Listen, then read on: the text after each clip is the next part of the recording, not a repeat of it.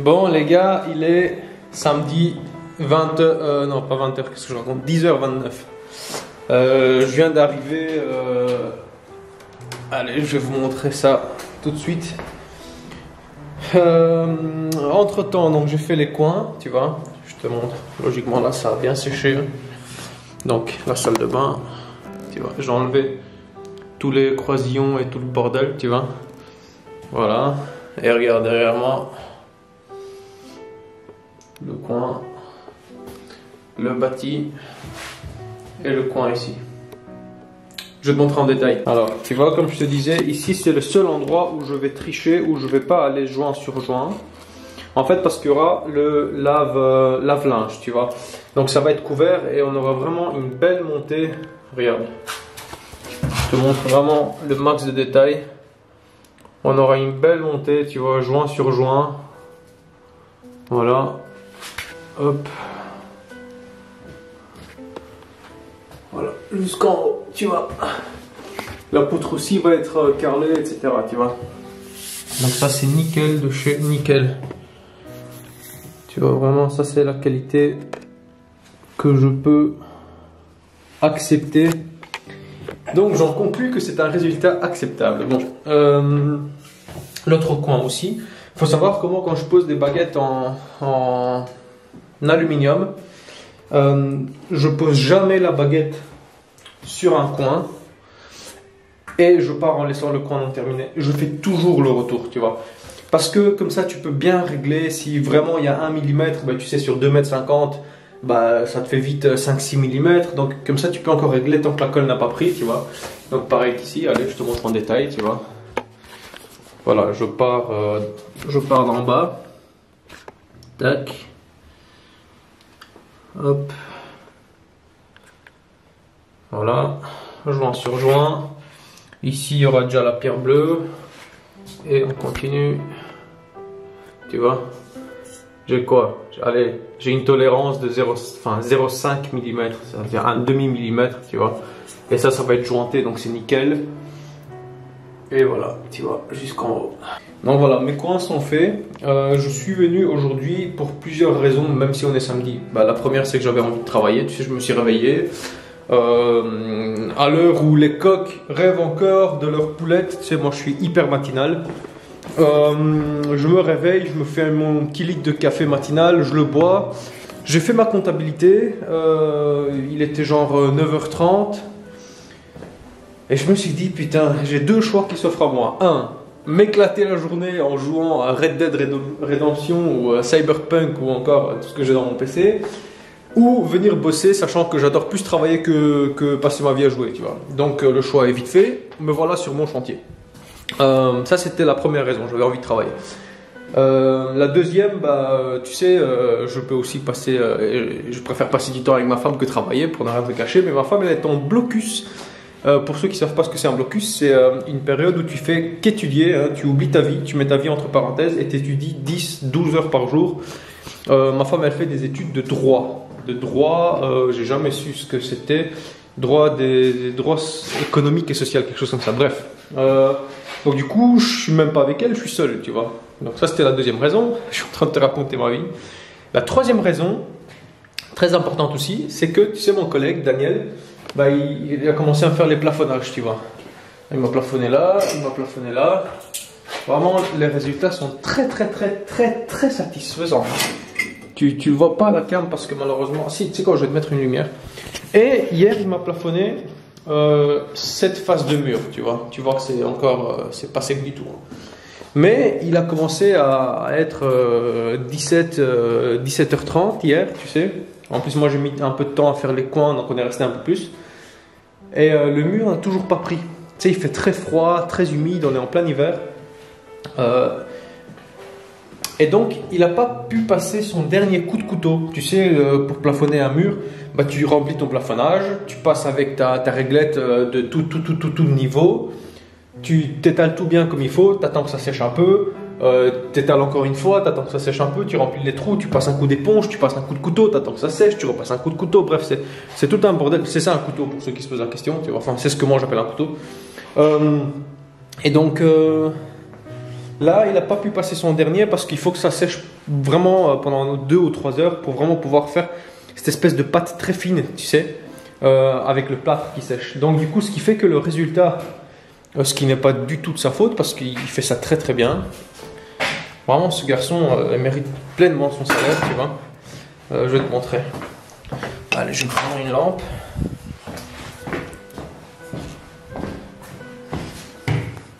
Voilà. Tu vois? Quand tu ne passes pas le dernier coup de couteau, ça fait un résultat un peu rugueux, comme ça, tu vois. Voilà, tu vois. Voilà. Tu vois bien la cam. Donc ça, c'est un résultat qui n'est pas acceptable, tu sais.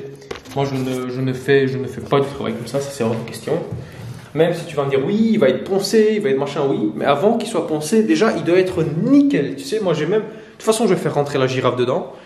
Mais avant même de faire rentrer la girafe dedans, je vais te montrer un mur qui m'a enduit au filaire. À quoi il ressemble quand il a le temps de tout bien faire, tu vois.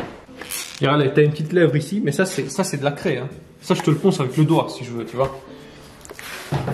Et voilà, là c'est nickel, tu vois. Parce que là, on va passer la girafe, on va passer un 480 de grains. Et on va...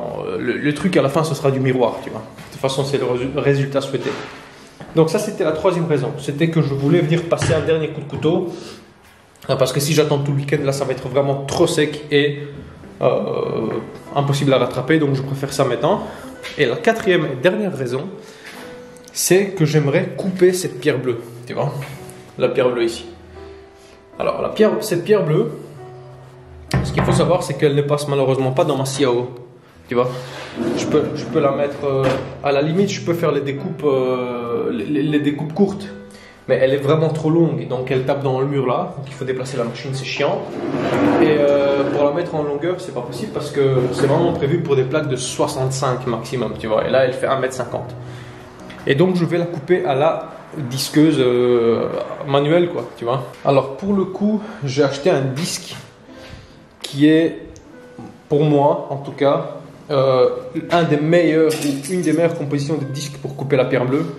C'est ça, tu vois. Regarde, j'essaie de te le montrer en détail. C'est un disque qui est vraiment très fin. D'ailleurs, tu vois que la base ici, elle est plus grosse. C'est parce que vraiment, le disque en question, il est très très fin et il est rugueux, tu vois. Alors, eux, ils appellent ça un disque multimatériaux. Multimatériaux, ça veut dire pierre, carrelage, céramique. Ça veut pas dire bois et autre chose. Hein. C'est vraiment multimatériaux de pierre et pierre, tu vois. Donc ça, c'est un disque de chez le Man. Mais bon, je suis pas sponsor, tu prends ce que tu veux. J'ai jamais travaillé avec cette marque pour les disques de carrelage. D'habitude, j'ai ma petite marque à moi, mais le magasin, il est fermé comme on est samedi.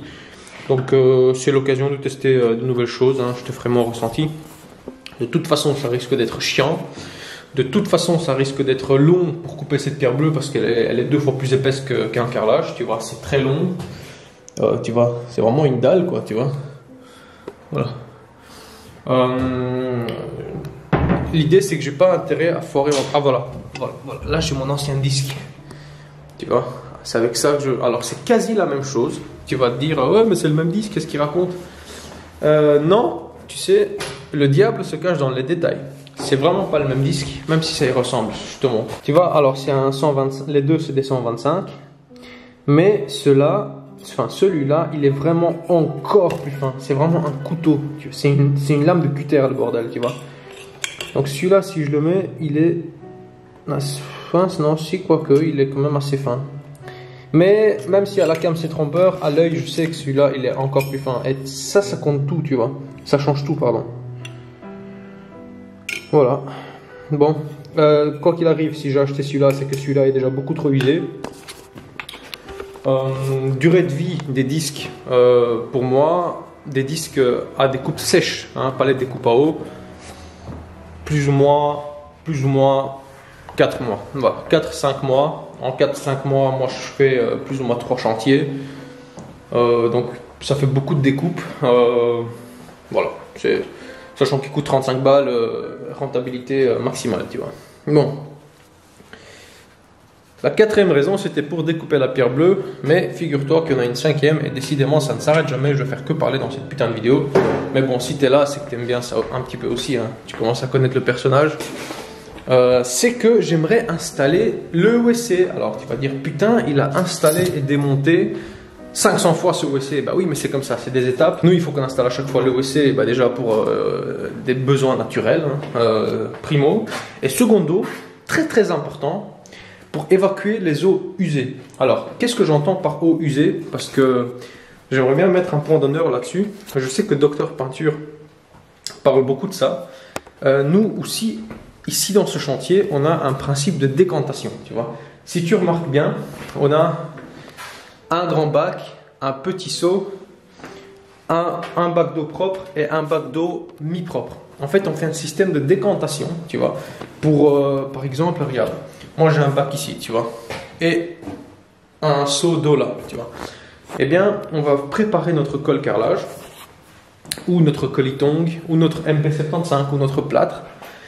On va travailler, et en fin de journée, quand on a fini de travailler et qu'on doit nettoyer les outils, eh bien, tu te rends bien compte qu'on ne peut pas stocker à l'infini cette eau. Ça fait des milliers de litres, hein. Ça fait 2-3 mètres cubes d'eau si tu commences à tout compter, à tout ce que tu utilises, les bacs que tu remplis, etc. Donc, il faut bien évacuer ça au fur et à mesure. Sinon, bah, tu fais quoi? Tu ramènes des cuves dans le chantier, c'est pas possible, tu vois. Mais, tu n'évacues pas ça n'importe comment. Primo, pour la pérennité de tes installations de décharge, hein, tu ne peux pas couler dans le WC. Tu viens de nettoyer un bac de colle carrelage, tu vois que c'est juste de l'eau un peu brunâtre et hop là tu balances tout dedans et en pensant que ça va aller, bah, ça va peut-être aller première, deuxième, 10e, 20e, 30e fois, mais avec les utilisations, etc., bah, tu vas créer des bouchons, tu vas créer des paires de charges et ça va pas être fait dans les règles de l'art et tu auras fait un boulot de merde, tu vois. Je sais que beaucoup ont tendance à faire ça, je critique personne, je te dis juste comment moi je travaille. Donc ça c'est la première raison. Et la deuxième, on n'en parle pas, mais c'est la pollution, quoi. Je ne sais pas si vous vous rendez compte, tous les solvants et toutes les merdes qu'il y a dans tous les produits qu'on met nous dans le bâtiment. Alors malheureusement, c'est un bien nécessaire parce qu'il faut certains produits pour la résistance de certains matériaux. Donc c'est une nécessité. Ceci dit, on n'est pas obligé de foutre ça à l'égout, tu vois. Bon, ça c'était pour la petite parenthèse. Alors je te montre. Tu sais quoi, je vais poser la cam sur un trépied et on va faire une petite parenthèse décantation parce que je trouve ça assez intéressant à te filmer. Alors il est où mon trépied? Voilà, là j'ai mon bac d'eau de plafonnage, tu vois. Alors ça c'est de l'eau qui déjà peut être jetée à l'égout, hein. Elle est vraiment bien, c'est juste du plâtre, tu vois. Mais c'est tellement peu concentré, là tu vois que là il n'y a rien dedans, tu vois. Là c'est de l'eau, tu vois, regarde.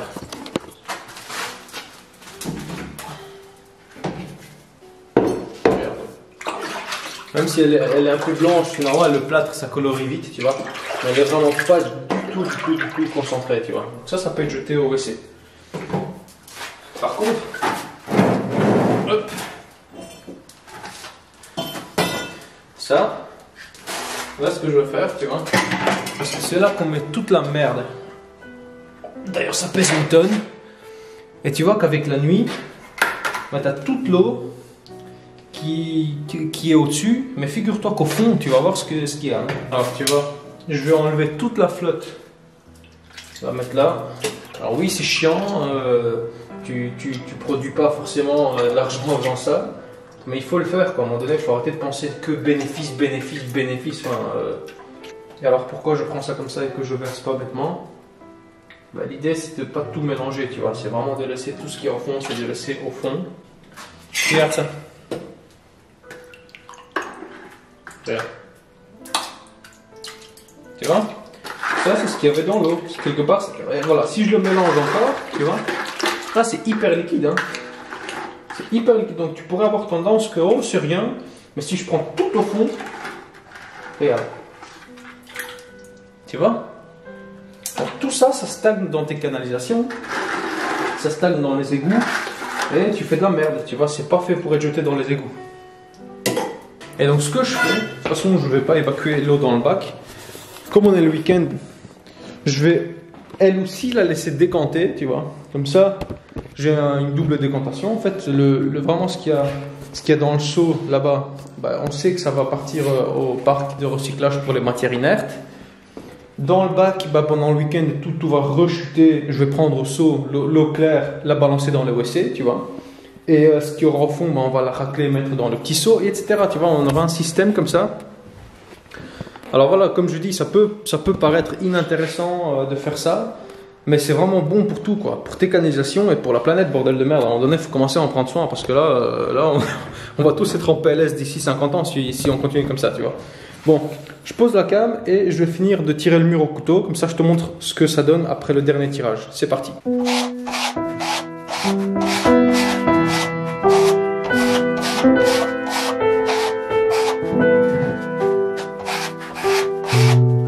Alors, je suis sûrement pas le meilleur placé au monde pour te donner des conseils en plafonnage.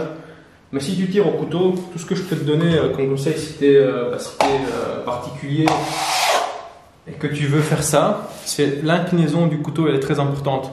Tu ne dois pas l'incliner à 45, tu dois l'incliner beaucoup plus en fait, tu vois, pour que toute cette petite patte de plafonnage que tu vas ramasser, elle puisse justement ne pas s'accumuler sur ton couteau. Donc pas comme ça, mais comme ça tu peux remplir les trous, tu vois. L'idée, c'est de faire une petite patte et de remplir tous les trous avec, tu vois. Donc voilà, tu vas égaliser en fait tout le mur, tu vois.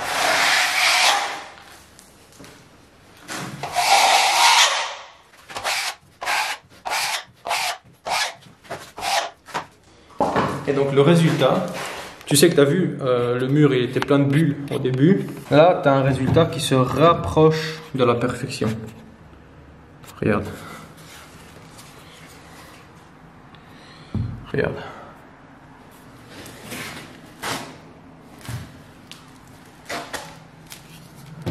Je sais même pas si la cam pourra enregistrer tellement c'est blanc et plat, tu vois. Et tu vois les petits trous qui sont là. Là tu les vois. Mais regarde.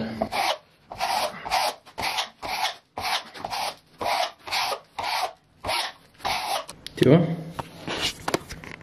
Là tout commence à se combler. Nickel, tu vois. Et dis-toi que même comme ça, le mur est loin d'être terminé.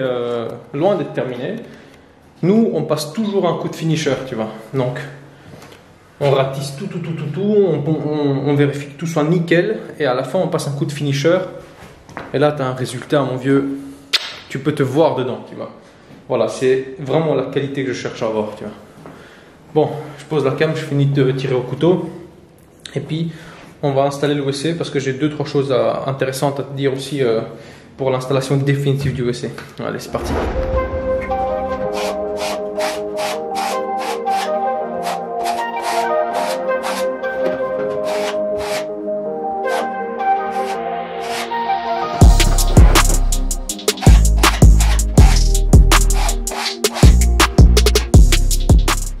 Voilà, résultat plus que satisfaisant, le mur est prêt à être enduit. Hop. Allez, on va aller installer le WC. Alors, ce qui est marrant, c'est que ce WC, tu m'as vu l'installer, je l'ai démonté 50 fois. Et non, là, c'est la dernière fois. Et j'en suis bien content. Hop.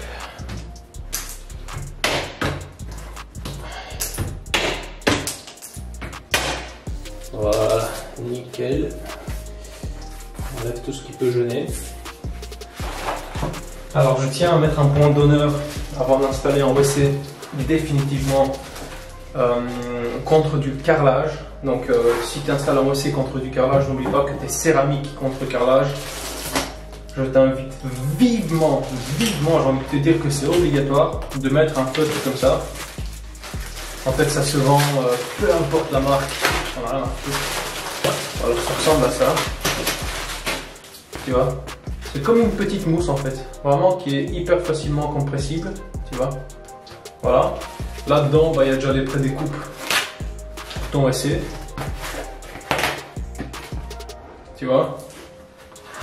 Hop, même pour les fiches fuitées. Voilà, tu vois. Tu mets ça ici, voilà. Et là, tu vas pouvoir poser ton WC dessus.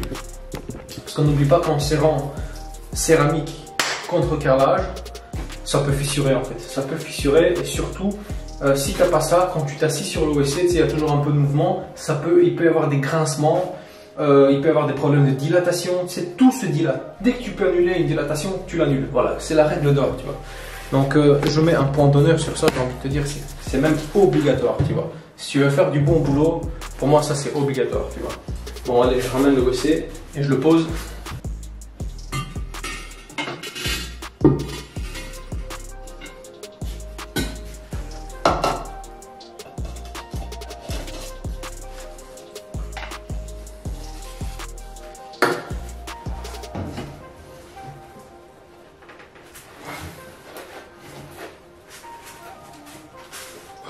nickel.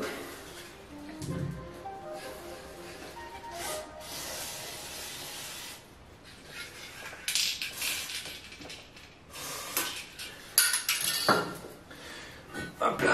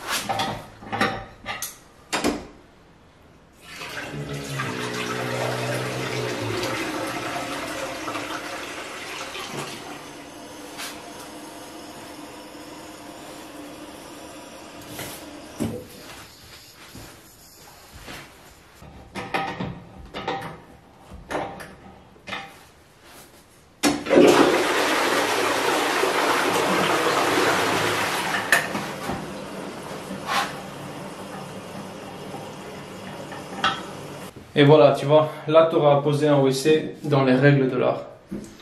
Il est sur une membrane de désolidarisation qui est bien serrée, tu vois. En serrant, le bordel il s'est comprimé à fond là, tu vois. Regarde. Regarde. Je tire comme un malade là, ça bouge pas, tu vois. Donc c'est bien pris. C'est étanche, tout ce que tu veux. Regarde. Donc nickel, tu vois. Voilà, ça à mon avis ce sera la pose définitive parce que tu vois vraiment même en haut. Et après évidemment tu prends un cutter, tu découpes proprement tout autour, tu fais un joint de silicone et tu auras fait un boulot nickel 5 étoiles, tu vois. Voilà. Donc voilà, donc tu vois la pose elle est terminée. Ce que je vais faire c'est que je vais prendre les mesures pour la pierre bleue. Pour ici, tu vois. Je vais prendre les mesures, voir si voilà.